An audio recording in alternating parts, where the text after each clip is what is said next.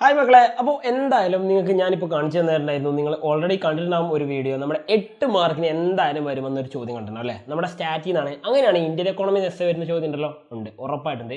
അപ്പോൾ Indian economy S വരാൻ chance ഉള്ള ഒരു ക്വസ്റ്റ്യൻ ആണ് ഈ വീഡിയോ നമ്മൾ ഡിസ്കസ് ചെയ്യുന്ന മക്കളെ. അപ്പോൾ നോക്കൂ, ആ ക്വസ്റ്റ്യൻ ഇത്തവണ വരാൻ ചാൻസ് ഉണ്ട് സസ്റ്റൈനബിൾ ഡെവലപ്മെൻ്റ് ആയിട്ട് ബന്ധപ്പെട്ടോ. എന്താണ്? സുസ്ഥിര വികസനമായിട്ട് ബന്ധപ്പെട്ട്. അപ്പോൾ നിങ്ങൾക്കറിയാം, സുസ്ഥിര വികസനം എന്ന് പറയുമ്പോൾ നിങ്ങളും കേട്ടിട്ടുണ്ട്, സുസ്ഥിര വികസനം പലപ്പോഴായിട്ട് പഠിച്ചിട്ടുണ്ടല്ലേ? സുസ്ഥിര വികസനത്തിൻ്റെ ചോദ്യം വരികയാണെങ്കിൽ ഉറപ്പിച്ചോളൂ, അതിൽ ചോദിക്കുന്ന ചോദ്യത്തിൻ്റെ പ്രധാന ഭാഗത്തായിരിക്കും സ്ട്രാറ്റജീസ് എന്ന് വെച്ച് കഴിഞ്ഞാൽ തന്ത്രങ്ങൾ അല്ലേ? വെറുതെ ഒരാൾ രാവിലെ വന്നിട്ട് ഇന്ന് മുതൽ നമ്മൾ സുസ്ഥിര വികസനം പിന്തുടരുന്നു എന്ന് പറഞ്ഞു കഴിഞ്ഞാൽ ഉണ്ടാകുന്നതല്ല സുസ്ഥിര വികസനം എന്ന് എല്ലാവർക്കും അറിയാം. അപ്പോൾ നമുക്ക് നോക്കാം പിന്നെ എന്താണ് സുസ്ഥിര വികസനം എന്ന് പറയുന്നത്. 8 മാർക്കിൻ്റെ ചോദ്യം നമുക്ക് ചെയ്യേണ്ടത്. അപ്പോൾ 2 മാർക്ക് നിങ്ങളുടെ ഡെഫിനിഷനുണ്ടാവും, 6 മാർക്ക് സ്ട്രാറ്റജീസിനായിരിക്കും ഉണ്ടാവുക എന്ന രീതിയിൽ നമുക്ക് ആൻസർ ചെയ്തോളൂ. അപ്പോൾ നോക്കണേ, നമുക്കറിയുന്ന കാര്യം ആദ്യമായിട്ട് നിങ്ങളിവിടെ എഴുതേണ്ട കാര്യം ഡെഫിനിഷൻ വെച്ചിട്ട് വേണം നിങ്ങൾ എഴുതാൻ. എസ് എ ചോദ്യമല്ലേ വരുന്നത്. അപ്പോൾ നിങ്ങൾ ആദ്യം കൊടുക്കേണ്ടത് ഇതിനൊരു ഹെഡിങ് കൊടുക്കണം. എന്താ കൊടുക്കേണ്ടത്? ഹെഡിങ് കൊടുക്കണം. അപ്പോൾ ഞാൻ ജസ്റ്റ് ഇവിടെ ഹെഡിങ് കൊടുക്കുന്നത് ഞാനിങ്ങനെ കൊടുക്കുന്നുണ്ടോ, സസ്റ്റൈനബിൾ ഡെവലപ്മെൻറ്റ്. എന്താ പറയുന്നത്? ഞാനിവിടെ ഹെഡിങ് കൊടുക്കുന്നത് എങ്ങനെയാണ്? സസ്റ്റൈനബിൾ ഡെവലപ്മെൻറ്റ്, അല്ലെങ്കിൽ മലയാളത്തിൽ എന്താ പറയും? സുസ്ഥിര വികസനം എന്ന് പറഞ്ഞാൽ ഞാൻ ഹെഡിങ് കൊടുക്കുക ചെയ്യുന്നത്. ഇങ്ങനെ എസ് എ ക്വസ്റ്റ്യൻ എന്ന് മാത്രമല്ല 4 മാർക്ക് മുതൽ മുകളിലുള്ള ഏത് മാർക്കിൻ്റെ ചോദ്യത്തിന് നിങ്ങൾ ഹെഡിങ് കൊടുത്തിട്ട് വേണം എഴുതാൻ. അതിന് കാരണം വേറൊന്നുമില്ല, നമ്മുടെ ഒരു വൃത്തിയുള്ള ഒരു ക്വസ്റ്റ്യൻ പേപ്പറിൻ്റെ വൃത്തിയുള്ള ആൻസർ ഷീറ്റ് ആയിട്ട് വേണം നമ്മൾ പ്രസൻറ്റ് ചെയ്യാൻ. ഓക്കെ, അപ്പോൾ രണ്ടാമതായിട്ട് നിങ്ങൾ ചെയ്യേണ്ട കാര്യം എന്ന് പറഞ്ഞാൽ ഒരു സൈഡ് ഹെഡിങ് കൊടുത്തിട്ട് എന്ത് ചെയ്യണം? ആദ്യം നിങ്ങൾ എഴുതേണ്ട കാര്യമാണ് sustainable development. Okay, sustainable development എന്താണെന്നുള്ള കാര്യം നിങ്ങൾ ആദ്യം എഴുതിക്കുക. അതിൻ്റെ ഒരു ഡെഫിനിഷൻ കൊടുക്കുകയാണ് വേണ്ടത്. ഒക്കെ ഒരു നിർവചനം കൊടുക്കാം. എന്നിട്ട് അതിന് ശേഷം വേണം നിങ്ങൾ എന്ത് ചെയ്യാൻ? അതിൻ്റെ സ്ട്രാറ്റജീസ് എന്ന് പറഞ്ഞിട്ട് അടുത്ത ഹെഡിങ് കൊടുക്കാൻ, അടുത്ത സൈഡ് ഹെഡിങ് എന്ന് വേണം കൊടുക്കാൻ. എന്നിട്ട് ആ സ്ട്രാറ്റജീസ് എത്രയുണ്ട്? നമുക്കറിയാം ഒരു 10 അടുത്തുണ്ടല്ലേ? പക്ഷേ നിങ്ങൾ എന്ത് ചെയ്യുക? ഒരു 6 പഠിച്ചേക്കുക. ഞാൻ നമ്പർ കൊടുക്കുന്നു 1 എന്ന് പറഞ്ഞിട്ട് ഹെഡിങ് കൊടുത്തു. ഇനി അതിനെക്കുറിച്ചുള്ള കുറച്ച് കാര്യങ്ങൾ എന്ത് ചെയ്യും? തൊട്ട് താഴെ എഴുതിച്ചു. ഇനി അടുത്ത 2 എന്ന് നമ്പർ കൊടുത്തു, അതിൻ്റെ എഴുതി വെച്ചു. അതിനെക്കുറിച്ചുള്ള കുറച്ച് കാര്യങ്ങൾ തൊട്ട് താഴെ എഴുതിച്ചു. ഇനി ഞാൻ 3 നമ്പർ കൊടുത്തു, അത് എന്താണെന്ന് എഴുതി വെച്ചു. അതിനെക്കുറിച്ചുള്ള കുറച്ച് കാര്യങ്ങൾ തൊട്ട് താഴെ എഴുതി വെച്ചു അല്ലേ? ഇങ്ങനെ വേണം നമ്മൾ ചെയ്യാൻ. ഓക്കെ, അപ്പോൾ ഇങ്ങനെ വേണം ചെയ്യാൻ. അതിനൊക്കെ ശേഷം അവസാനം നിങ്ങൾ എന്ത് ചെയ്യുക? ഈ പറഞ്ഞ 6 എഴുതി കഴിഞ്ഞ ശേഷം നിങ്ങൾ എന്ത് ചെയ്യുക? അതിനൊരു കൺക്ലൂഷൻ പോലെ എഴുതണം. കൺക്ലൂഷൻ പോലെ ആയിട്ട് നിങ്ങൾ എഴുതിയേക്കണ്ടേ, അതായത് കൺക്ലൂഷൻ സ്റ്റേറ്റ്മെൻറ്റ്. നിങ്ങൾ കൺക്ലൂഷൻ അവിടെ സൈഡിൽ ഹെഡിങ് എഴുതിയേക്കരുത്. പകരം നിങ്ങളവിടെ ചെയ്യേണ്ട കാര്യം ഒരു കൺക്ലൂഡിങ് സ്റ്റേറ്റ്മെൻറ്റ് നിങ്ങളവിടെ കൊടുക്കണം. ഒരു കൺക്ലൂഡിങ് സ്റ്റേറ്റ്മെൻറ്റ് എന്ന് പറഞ്ഞാൽ എന്താ? കൺക്ലൂഡിങ് സ്റ്റേറ്റ്മെൻറ്റ് എന്ന് പറഞ്ഞു കഴിഞ്ഞാൽ നിങ്ങളവിടെ ചേർക്കേണ്ട കാര്യം തരടാ, വേറെ ഒന്നുമല്ല, സുസ്ഥിര വികസനം മെയിനാണ്. എന്ന് വെച്ച് കഴിഞ്ഞാൽ തമാശ പറയാനുള്ള മക്കളെ, നിങ്ങൾ ആലോചിച്ച് പോയി, മാർച്ച് മാസത്തിൽ നിങ്ങൾ ഏറ്റവും നന്നായിട്ട് അറിഞ്ഞായിരിക്കും ചൂടും കാര്യങ്ങളൊക്കെ അല്ലേ? അപ്പോൾ ഈ പറഞ്ഞ സുസ്ഥിര വികസനം അല്ലെങ്കിൽ സസ്റ്റൈനബിൾ ഡെവലപ്മെൻറ്റ് ഇല്ലാത്തതുകൊണ്ടാണ് നമുക്ക് ഈ പ്രശ്നങ്ങളൊക്കെ വരുന്നത്. അപ്പോൾ നിങ്ങൾ എന്ത് ചെയ്യുക? ഈ സസ്റ്റൈനബിൾ ഡെവലപ്മെൻറ്റ് ഇമ്പോർട്ടൻസ് വേണം അവിടെ പറഞ്ഞു വെക്കാൻ. Okay, importance of sustainable development. Okay, ഇത്രയും കാര്യം പറഞ്ഞു വെച്ച് നിങ്ങൾ എസ് എഴുതണേ മക്കളെ. നിങ്ങൾക്ക് കിട്ടാൻ പോകുന്ന 8 മാർക്ക് പിടിച്ചു വെക്കാൻ ആരെ കൊണ്ടും കഴിയില്ല. അപ്പോൾ ആ 8 മാർക്ക് നമ്മളെങ്ങനെ നേടും നമുക്ക് നോക്കാം. അപ്പോൾ നോക്കിക്കോളൂ, ആദ്യം നിങ്ങൾ ചെയ്യേണ്ട കാര്യം സസ്റ്റൈനബിൾ ഡെവലപ്മെൻറ്റ് ഡെഫിനിഷൻ പഠിച്ചു വെക്കാണ് ഞാൻ നിങ്ങളോട് പറഞ്ഞു. സസ്റ്റൈനബിൾ ഡെവലപ്മെൻറ്റ് എന്ന് പറഞ്ഞാൽ തന്നെ സുസ്ഥിര വികസനം നമ്മൾ പറയും അല്ലേ? സുസ്ഥിര വികസനം എന്ന് പറഞ്ഞാൽ തന്നെ promoting the kind of development that minimises environmental problems. കണ്ടല്ലോ, ഈ പറഞ്ഞ പാരിസ്ഥിതിക പ്രശ്നങ്ങൾ എന്ത് ചെയ്യുന്നു? കുറവാക്കുന്നു, അഥവാ കുറയ്ക്കുന്നു, അഥവാ ഇല്ലാതെയാക്കുന്നു എന്ന് വേണമെങ്കിൽ നമുക്ക് പറയാം. പാരിസ്ഥിതിക പ്രശ്നങ്ങളൊന്നുമില്ല, പക്ഷേ അവിടെ ഡെവലപ്മെൻറ്റ് ഉണ്ടായിരിക്കും. And meats the needs of the present generation. നമ്മുടെ ഇപ്പോഴത്തെ നിലവിലുള്ള ജനറേഷൻ്റെ എന്ത് ചെയ്യുന്നു? ആവശ്യങ്ങൾ അത് സ്വീകരിക്കുകയും ആവശ്യങ്ങൾ നിറവേറ്റുകയും ചെയ്യുന്നുണ്ട്. അപ്പോൾ എന്താ പറഞ്ഞാൽ, പരിസ്ഥിതിയിലുള്ള ദോഷങ്ങളൊക്കെ എന്ത് ചെയ്യുന്നു? വളരെയധികം കുറക്കുന്നു. പരിസ്ഥിതിക്ക് യാതൊരുവിധ ആഘാതങ്ങളും സൃഷ്ടിക്കാതെയുള്ള വികസനമാണ്. അതുമാത്രമല്ല, ആ വികസനത്തിൽ എന്ത് ചെയ്യുന്നുണ്ട്? നമ്മുടെ പ്രസൻറ്റ് ജനറേഷൻ്റെ എല്ലാ ആവശ്യങ്ങളും പരിഗണിക്കുന്നുണ്ട്. മൂന്നാമത്തെ ആയിരുന്നുള്ളൂ, without compromising the ability of future generation. Okay, അതായത് ഫ്യൂച്ചർ ജനറേഷൻ, ഇനി നമ്മളൊക്കെ മരണപ്പെട്ട് കഴിഞ്ഞതിന് ശേഷം ഭാവിയിൽ ഒരു തലമുറ ഇവിടെ വരും അല്ലേ? അപ്പോൾ അവർക്ക് ഇവിടെ എന്തെങ്കിലും കാര്യങ്ങൾ ചെയ്യണം, ഇവിടെ റിസോഴ്സ് വേണം. അപ്പോൾ അവർക്ക് കൂടി ബാക്കി എന്ത് ചെയ്യണം? ഈ പറയുന്ന നമ്മുടെ നാട്ടിൽ റിസോഴ്സുകൾ ബാക്കി വേണം. അപ്പോൾ എന്താ ചെയ്യുന്നത്? നമ്മുടെ പ്രസൻറ്റ് ജനറേഷൻ്റെ ആവശ്യങ്ങൾ നിറവേറ്റുന്നുണ്ട്. അതെന്താണ്? നമ്മുടെ എക്കണോമിക്കലി നമ്മുടെ നോക്കുകയല്ല, എൻവയോൺമെൻറ്റിൽ ഒരുപാട് പ്രോബ്ലംസ് ഉണ്ടാവും, പക്ഷെ അതൊന്നും ഇല്ലാതെയാക്കിയിട്ടാണ് നമ്മൾ വികസനം നടപ്പിലാക്കുന്നത്. അതെന്തിനു വേണ്ടിയിട്ടാണ്? ഫ്യൂച്ചർ ജനറേഷന് കൂടി ഉപയോഗിക്കാനുള്ള റിസോഴ്സ് ഇവിടെ വെച്ചുകൊണ്ടാണ് ചെയ്യുന്നത്. അപ്പോൾ എന്താ പറഞ്ഞത്? ഭാവി തലമുറയുടെ സ്വന്തം ആവശ്യങ്ങൾ നിറവേറ്റാനുള്ള കഴിവിൽ അതിനെന്ത് ചെയ്യുന്നു? വിട്ടുവീഴ്ച വരുത്തുന്നില്ല.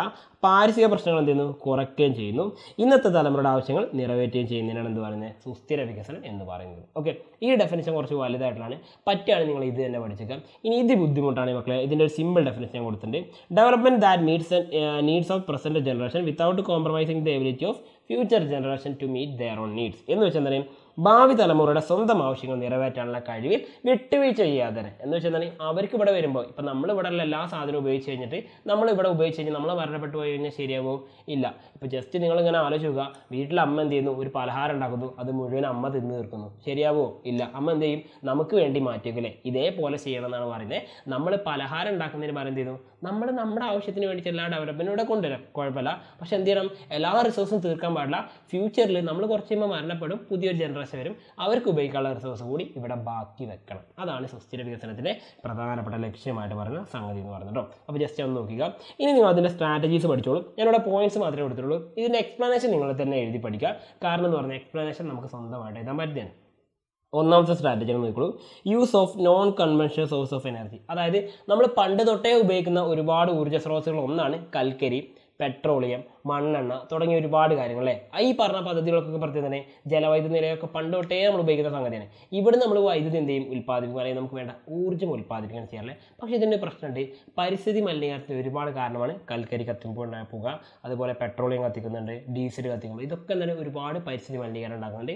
അപ്പോൾ അങ്ങനെയുള്ള എനർജി സോഴ്സുകൾ നമ്മൾ ഉപയോഗിക്കേണ്ട, പകരം പുതിയ തരത്തിലുള്ള നോക്കി പാരമ്പര്യേതര ഊർജ്ജ സ്രോതസ്സുകൾ എന്ത് ചെയ്യുക, ഉപയോഗിക്കുക എന്നാണ് പറഞ്ഞത്. എന്ന് വെച്ചാൽ എന്താ പറയുക, ഇപ്പോൾ പരിസ്ഥിതിക്ക് മലിനീകരണം ഇല്ലാത്തൊരു ഊർജ്ജമാണ് CNG, compressed natural gas. Petroleum അല്ല പറഞ്ഞത്, CNG പ്രകൃതിവാതകം എന്ന് പറഞ്ഞത്. അതുപോലെ മറ്റൊന്നാണ് കാറ്റിൽ നിന്നുള്ള ഊർജ്ജം, തിരമാലയിൽ നിന്നുള്ള ഊർജ്ജം, സോളാർ എനർജി. ഇതൊക്കെ എന്താണ്, പൊല്യൂഷൻ ഇല്ലാത്ത സംഗതിയല്ലേ. അപ്പോൾ അങ്ങനെയുള്ള റിസോഴ്സുകൾ ഉപയോഗിക്കുക എന്നാണ് ഫസ്റ്റ് സ്ട്രാറ്റജി. ഇനി രണ്ടാമത്തത് use of LPG gobar gas in rural areas. Okay, ഗ്രാമീണ മേഖല, ഗ്രാമങ്ങളിൽ എന്ത് ചെയ്യുക, ഈ പറഞ്ഞ LPGയും ഗോബർ ഗ്യാസ് ഉപയോഗിക്കുക. അതിൻ്റെ കാരണം പറഞ്ഞുതരാം. ഈ പറഞ്ഞ നമ്മുടെ വീട്ടിൽ ഉപയോഗിക്കുന്ന ഗ്യാസ് ഉണ്ടല്ലോ, അതിനാണ് നമ്മൾ LPG എന്ന് പറയാറുള്ളത് അല്ലേ. ഈ LPG ഗോബർ ഗ്യാസ് എന്ന് പറയുന്നത് ബയോഗ്യാസ് ആണ് ഉദ്ദേശിച്ചത്. അത് ഗ്രാമങ്ങളിൽ ഉപയോഗിക്കാൻ പറയാൻ കാരണം ഇത്രയേ ഉള്ളൂ.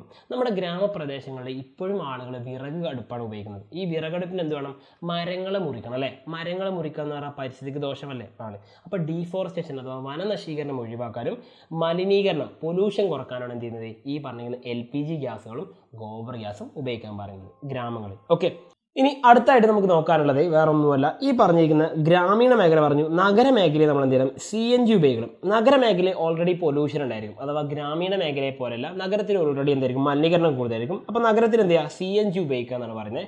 നാലാമതായിട്ട് പറയുന്നത് യൂസ് ഓഫ് വിൻഡ് പവർ, അഥവാ നമ്മൾ നേരത്തെ പറഞ്ഞായിരുന്നു നോൺ റിസോഴ്സ് അല്ലെങ്കിൽ നമ്മൾ പറഞ്ഞു non conventional source of energy അല്ലേ.